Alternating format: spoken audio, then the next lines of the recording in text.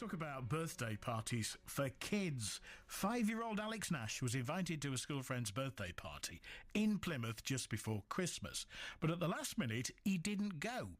Now, imagine his dad Derek's surprise when shortly after he opened his son's school bag and found an invoice from the birthday boy's family for £15.95 because Alex hadn't turned up. It was a proper invoice with like all full official details on it, even her bank details, and had an email address, a name and everything on it, telephone number. Well, the party was at Plymouth's dry ski slope. The venue said the invoice was nothing to do with them and it was a private matter between the two families. So what went wrong? Alex's dad says he accepted the party invitation without realising it clashed with a family event, so his son didn't turn up. But that meant the family of the birthday boy had to pay for a place that wasn't used, so they sent a bill.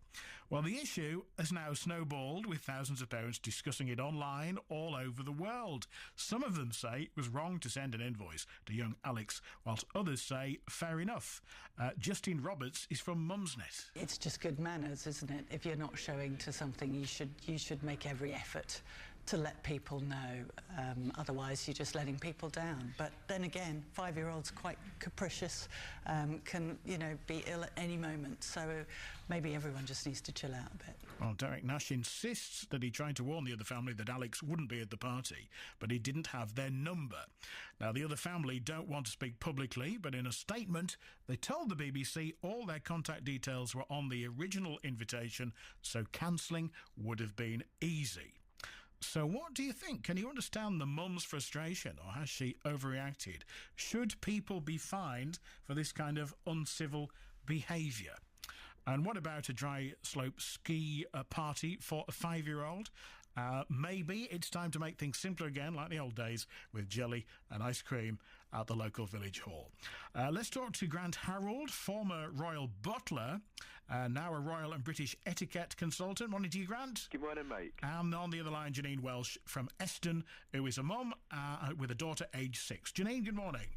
Morning, Mike. Hello, Janine. So what do you think then? What do you make of this? I can see it from both parents' point of view, to be honest.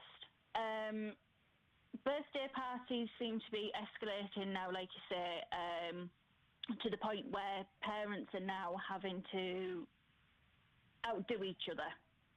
So it's a case of, he had that party, that place with, I don't know, Spider-Man.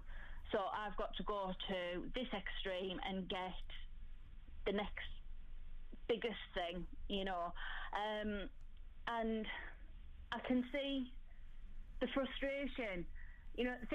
Things cost a lot of money, and to some people they don't have it, but they just put on a party because it's the kid's birthday. So would you have done the same thing, Janine? If you had booked a party at a dry ski slope and a couple of the kids didn't turn up and you'd forked out, would you send them a bill? Yes. Would you? Yes, because I couldn't afford to pay for a no-show. At the end of the day, you invite them, they're supposed to say yes or no. Yes, okay, I understand that, it clashed with a family thing, and I don't understand why he couldn't have got a message to the parents. He lost the invite, but there's other parents at the school that were probably going to go that could have passed on a message. And how quick was it that he got the invite to realising, if it was only a day before, there wasn't anywhere that you could turn around and say to any of the other kids, oh, look, I've got a spare space, do you want to come?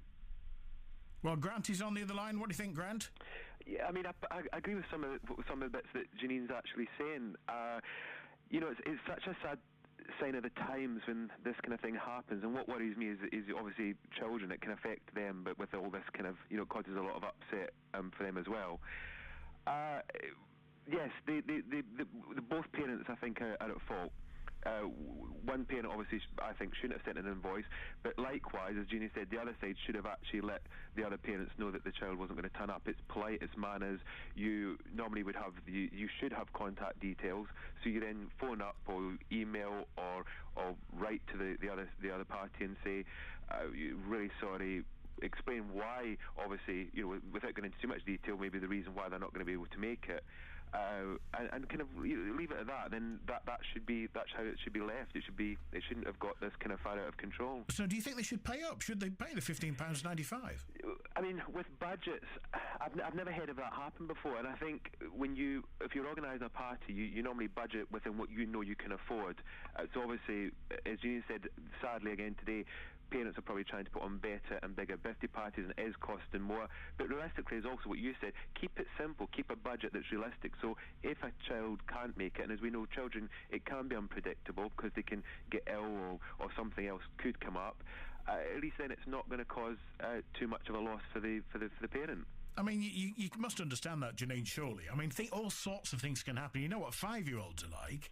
They can be ill at very short notice. Anything can happen. Yes, I understand that as well. Like I say, I can see it from both parents' point of view, and as Grant said, they're both at fault for it. But again, people are trying to better each other, and if you can't afford it, then, like you say, don't do it. But obviously, they did it and ended up with a bill, so they just want to be reimbursed for the extra that they have to pay for him not turning up. Yeah, so from your experience, Janine, because you've got a daughter aged 6, yeah? Yes, I have. What sort of parties does she go to then? Because it's not just the big trip that might be involved. There's a goodie bag as well to be paid for, isn't there? That's it, yes. That's another big expense for parents. And what is in a typical goodie bag? It's lots of daft toys, these whistles, the lip whistles. You've got pencils, colouring pencils, sweets, various bits and pieces, like yo-yos and things like that. And that, like you say, that is another expense on top of the birthday party as well. So, Grant, is it time to go back to jelly and cake? Jean would probably kill me for saying that, because I know I'm not a parent, so obviously it's parents know better what's best for their children. But I would have said, when I grew up, that's the kind of parties I had, and the families that I've worked for, been around, again, children normally turn up at the party. Sometimes one or two don't for whatever reason. The second invoice is sent out, and the children bring a present for the boy or the girl whose birthday it is, but they don't then take anything. They don't take anything away apart from maybe a piece of cake or something.